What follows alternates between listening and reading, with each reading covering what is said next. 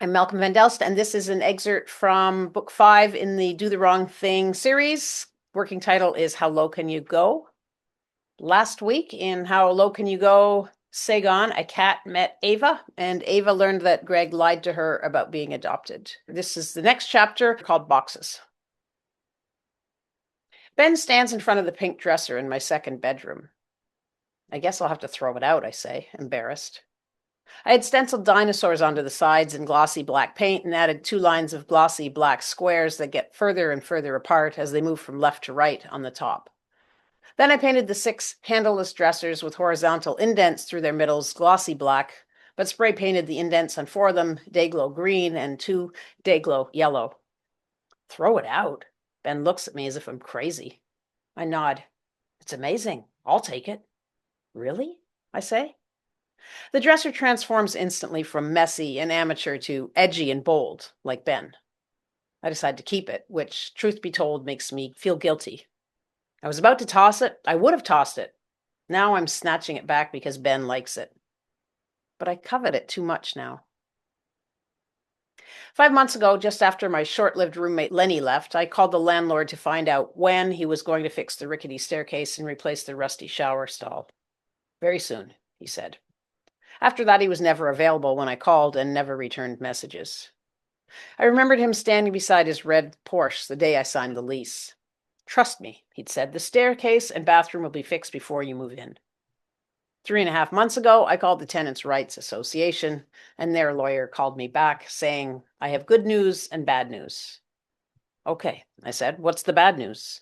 He laughed. Let me ask you, if there was a fire, how would you get out? I looked at my narrow basement window and put my hand against the rickety staircase. The buzz from the electrical meters in my bedroom grew louder. Maybe I only imagined that part. You're in an illegal suite, he continued. Not up to fire code. You have to move. I didn't know a thing called fire code existed. You've got 3 months to find a new place. So what's the good news? I asked. You don't have to pay rent for any of them. I looked at my ghetto blaster, which sat on the plywood bookcase TV stand beside my futon couch. I could replace it with a proper stereo, with separate speakers. Maybe even buy a Sony Walkman. A warm spring day, Ava, Greg, Ben, and Simon sit on a slightly overgrown but well-manicured lawn beside a small stuccoed apartment building. Reader, you have not yet met Simon. Ava is uncomfortable, but she's also drunk and stoned. Reader, I do not know why I'm writing in third person. Maybe it's to mess things up, inject some chaos. The party sits in their leather and black, directly on the grass, no blankets, with a case of beer and Ava's ghetto blaster pulled out from an apartment on the ground floor. A long black extension cord snakes from a pretty 10-paned French door with a white gauzy curtain stretched across it on the inside. The cord slithers across a gray concrete landing, down 4 eroding steps to the music machine between Greg and Ben. Currently, the Misfits pulverize the afternoon. Greg laughs loudly as he tilts his cross-legged body backwards. Ava notices the rip in the crotch of Greg's jeans and his dick clearly visible, hanging there as if in a grotto. She looks around at the group, wondering if anyone else sees it. She glances at the building, to her new neighbor's windows, then back at the dick. The Misfits' Earth AD ends, and Ben pops out the cassette to insert the Revolting Cock's Big Sexy Land. Ava remembers that tomorrow she can pick up her new stereo. She already has a Walkman. It's sitting inside on her fluorescent pink dresser. I don't unpack at my new place, aside from essentials. I throw my German bed with its 3-part mattress down on the floor, place the pink dresser at its feet, and put some dishes in the kitchen cabinets. Everything else stays in boxes piled along the walls of my front living room, where it will stay until I leave 1 year later. Greg gives me Saigon. I can't believe my luck. I'm almost afraid to touch her. She's so beautiful. It's a strange apartment. All of the rooms are attached in a row with entrance doors at the front and back. The living room with a huge picture window looks onto the street, separated from what becomes my bedroom with a white French door. My bedroom opens into the kitchen, no door, and the kitchen to the bathroom, which has a door. You can leave the apartment through the kitchen via another French door, which takes you to the building's large grassy yard. I puncture something in the old-fashioned fridge's freezer, trying to defrost it. My brother, Stanley, who I haven't seen in 2 years since I didn't go home last Christmas, comes over and fixes it for me. He's an HVAC technician. Let's pretend this section of the book is those boxes in my living room. I'm going to open them. I'm not going to unpack, merely see what I've got. Box 1. Greg sits back in his chair, one leg bent over the other in a figure 4 position. I don't know how I got him to meet me here.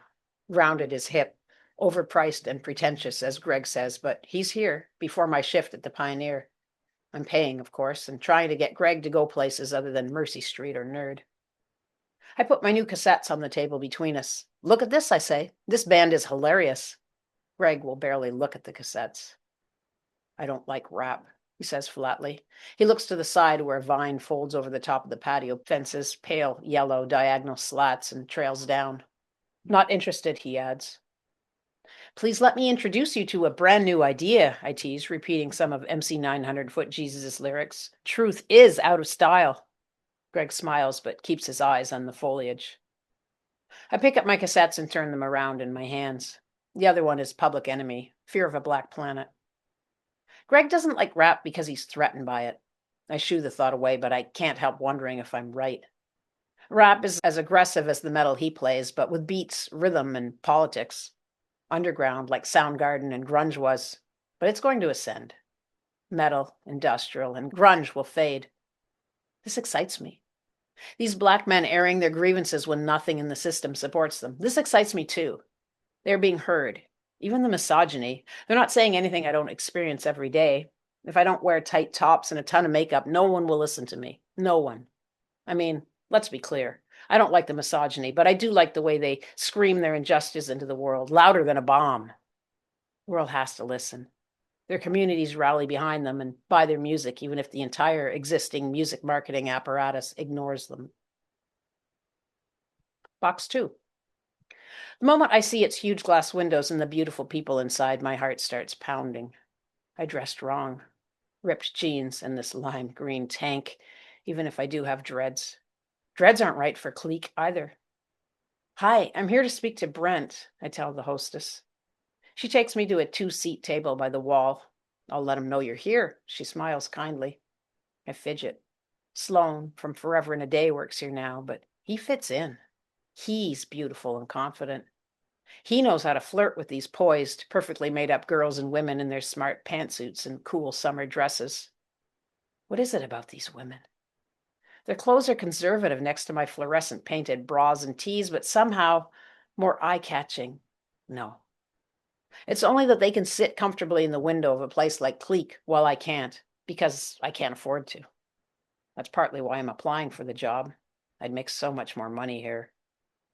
Hi, says Brent, taking the seat across from me. Sorry to keep you waiting. I smile nervously. No problem, I say. Stomach sinking, awareness shrinking until I'm inside myself. I see my dreads hanging down on either side of my face and my lime tank top below the ghost of my nose. I wore a tank top. What was I thinking? Box 3. What the? The woman doesn't have beef chicken and thinks I'm a dog. Frick that. I'll lie down right here where the concrete meets the grass and ignore. Come on, Saigon, I sing-song. Saigon, come on. Does she think I'm dumb? Addressing me like a child, like a jog? I sigh and put the laundry basket down, pick Saigon up, pet her a few times, then place her on top of the clothes in the basket. Now I know why you never see cats on leashes. Why do cats refuse to walk when they're wearing tethers? You'd think they'd be happy to walk with their owners, that they'd ignore the leash if they didn't like it. Chuckle. Breeder, for a cat, this is a back and up head tilt combined with a stare. She's going to carry me. Excellent. I like being high. Oh, 4 lanes, traffic, with a grassy divide in the middle. It's okay, Saigon. I put the laundry basket down and stroke my new pet as I wait for a break. Even if she doesn't have beef chicken, she, Ava, Jet's what she's called, has kept my food and water bowls filled and cleaned my litter box. Still better than corn-smelling Greg.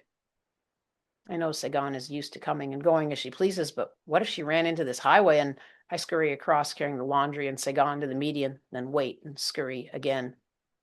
Nervous chuckle. Reader, for a cat, a nervous chuckle is the same as a regular one. She thinks I should be scared, but I'm not. I just know that if she's not getting hit, I'm not. I look my new latchkey in the eye and blink.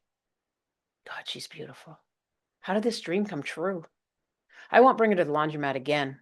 I will let her go out the back onto the grassy yard away from the traffic. She can wander into the neighborhood in the opposite direction from there. This place is fucking terrible. Loud smells, heat. I want to go home.